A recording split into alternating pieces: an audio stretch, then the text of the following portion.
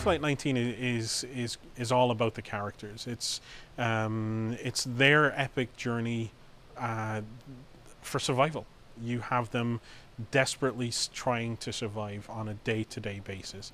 You have them fighting their inner demons, in some cases losing those battles, and you have them fighting the greater evil, and that evil seen on both sides, from the good guy's point of view and from, as you want to call it, the bad guy's point of view. You know, how do you differentiate between good and bad if you're just trying to survive and your people call you bad? So I think the characters will drive the series, and that's, you know, at times that's very hard to find these days. It's not all fluff. It's, you know, it's scary stuff. It can be a little bit violent, but the characters are what it's all about, and it's their battle to survive, and, you know, some will survive, some won't. So Darren, what was it that drew you to the project? Oh crikey, it's been a project I've been working on with Bill Walsh, who wrote it, for coming up to 4 years now, and it started off as a very, very short film, something that we were going to enter into festivals, but we felt that we'd kind of left the end of the story hanging, so we thought, okay, let's extend it, we'll try and make it up to an hour. And then Bill kept writing, and the more he wrote, the more we got in there. It got to the point where we had a 90-page script rather, based on a lot of information, in fact way too much information during the film. So we thought, let's go for it, let's go for a full series and start breaking it down into episodes. So over 2 years, Bill and I have been working on ideas, concepts, breaking down this script, and Bill has just come up with some amazing characters, stories, hence we've now brought to life the world of Safelight 19.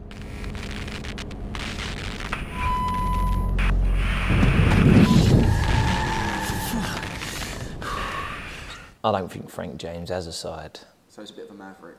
Yeah, completely, you know.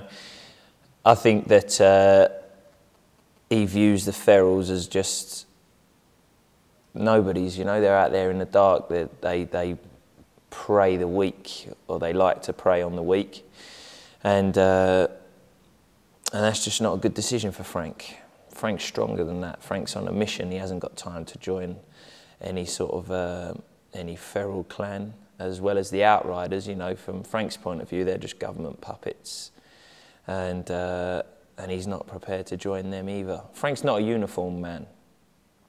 Frank's his own person. I don't think Frank gets distracted easy from what his cause is and what's his drive throughout this series, which is ultimately to get his family back. Kick some ass in the meantime.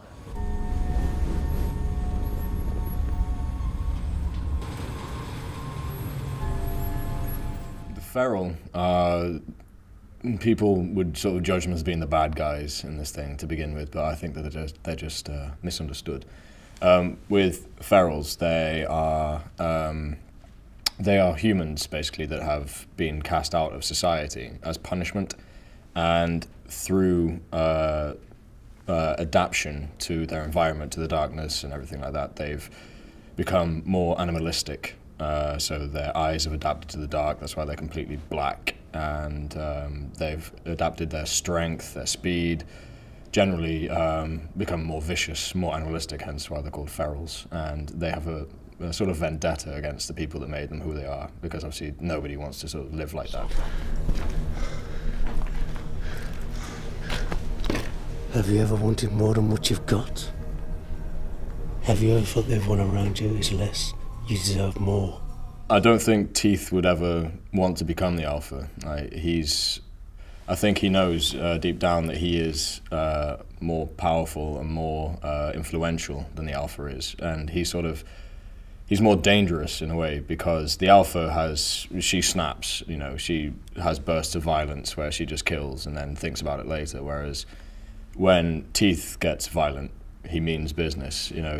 That's what makes him more threatening, and he also, in a way, through his own tricks, he influences what the Alpha does and makes her believe that, you know, she's making the decisions for herself, whereas really he's the puppet master behind the scenes. You're a loyal soldier, but I get a deep impression You've got a lot more potential. Well, Darren and I had worked together on a few different projects, and Safelight was one of them. And when we went to ComicCon in London, that project got so much attention. People really seemed to grab onto it, to like it. So we sort of, got a lot of momentum from that, and just decided to kind of go with it from there. And it's, it's very exciting. A lot of people have been involved in it for a long time.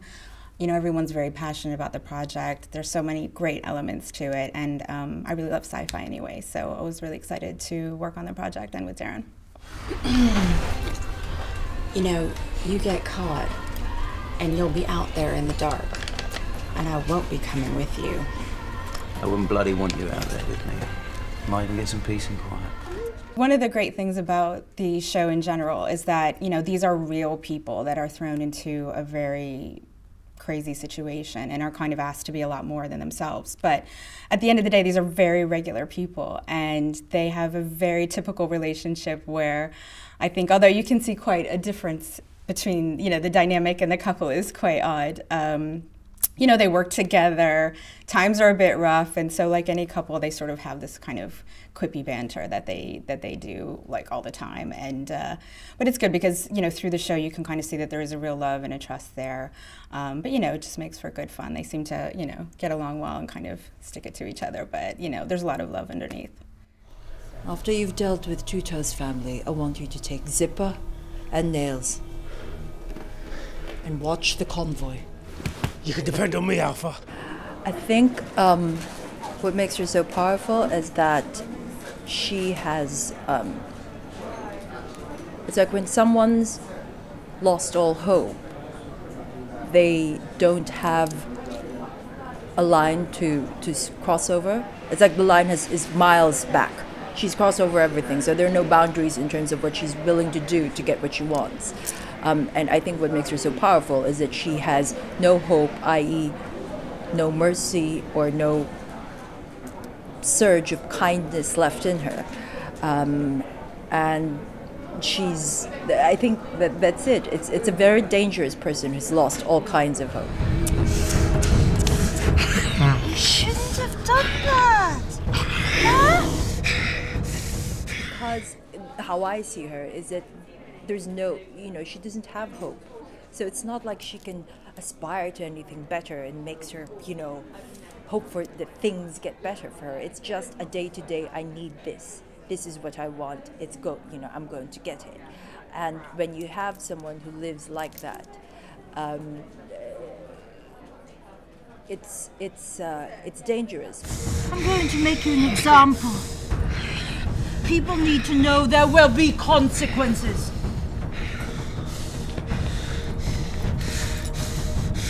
I'm going to kill your family.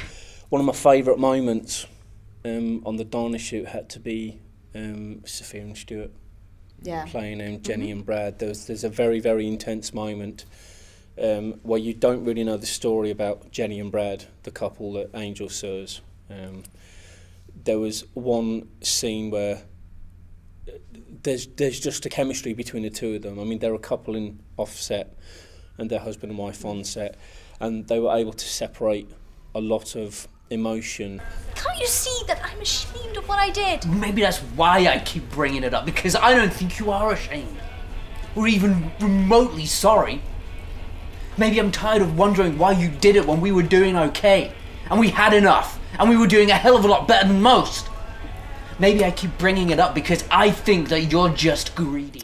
I mean, we had a fantastic response. I mean, we were there with quite a few projects, and as I said, Safelight just got a lot of attention, and people really liked it. And on the back of us showing Safelight at London, we got invited to Paris, which was on a much bigger scale, which was really exciting because there were so many other people, so many more people there. And, anytime you go to ComicCon, it's great because unlike other film festivals, these are dedicated sci-fi fans that are already in there and they want to see the kind of material that's there. And it's also the audience, your target audience is just there. So obviously, you want to make them happy and it's a great energy. And yeah, because we got invited to go there, you know, that was huge. We had, you know, we had the screening, we had the Q&A, we had a merchandise signing where we had built up apparently a fan base in a very short period of time while we were there. And, you know, the great things, we had so many people turn out really excited about the project, and that fan base has continued to support us long after ComicCon. And although we were there and sort of, you know, there were language barrier issues and, you know, we were obviously the foreigners on the block, people really got into it and they really, really just tied into the whole project and became quick fans. Because Safelight 19's got probably the most plausible story that could actually happen, which is a meteor striking Earth. We're looking at the collapse of society as we know it, government's failure to protect its citizens. We see craters in the desert or on the moon or whatever of what the impact can do visually, but it's the physical and emotional reaction that will have on people, I think, that I like to get across. It's a combination of ego and tension and the desire to want more. I want people to believe in the characters and the world that they're living in, so that when they watch it, they kind of escape from the real world for a while.